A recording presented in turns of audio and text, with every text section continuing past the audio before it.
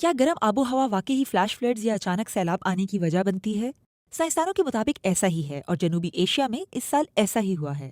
موسم گرما میں ریکارڈ توڑ ہیٹ ویو سے لے کر مانسون میں تباہ کن سیلاب تک اس خطے نے موسم کی انتہا دیکھی ہے۔ اس بار جنوبی ایشیا میں گرمیوں میں درجہ حرارت معمول سے 5 سے 8 ڈگری زیادہ تھا۔ ورلڈ میٹیورولوجیکل آرگنائزیشن کے مطابق یہ وارمنگ کا ایک واضح ٹرینڈ ہے۔ آئی پی سی سی کے مطابق گرم ہوا میں پانی زیادہ ہوتا ہے۔ ہر 1 ڈگری سیلسیس پانی میں 7% اضافے کا باعث بنتا ہے۔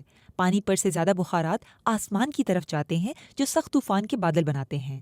جب وہ بادل پھٹتے ہیں تو کلاؤڈ برسٹ ہوتا ہے، یعنی اچانک شدید بارش جو چند منٹوں میں بڑی مقدار میں پانی گراتی ہے۔ 2025 میں جنوبی ایشیا میں کلاؤڈ برسٹ کی تعداد میں تقریباً 40% اضافہ ہوا ہے۔ نہ ختم ہونے والی گرمی خشک سالی جیسی صورتحال پیدا کرتی ہے جو مٹی کی کمپوزیشن بدل دیتی ہے اور اس میں پانی جذب کرنے کی پاور کو کم کر دیتی ہے۔ WMO کے مطابق اس کی وجہ سے فلیش فلڈز آ سکتے ہیں جہاں کوئی علاقہ منٹوں میں زیر آب آ جاتا ہے۔ خشک سالی اور فلیش فلڈز ایک ایسا تباہ کن سلسلہ شروع کرتے ہیں جو فصلوں اور پانی کی سپلائی کو متاثر کرتا ہے۔ سائنسدانوں کے مطابق انسانی سرگرمیاں جیسے صنعتوں سے گیسوں کا اخراج، جنگلوں کی کٹائی اور تیزی سے آبادی کا نئے علاقوں میں پھیلنا موسم کی شدت میں اضافے کی وجہ بن رہا ہے۔ WMO کے مطابق ایوریج درجہ حرارت میں اضافہ اگلے 5 برسوں تک برقرار رہے گا۔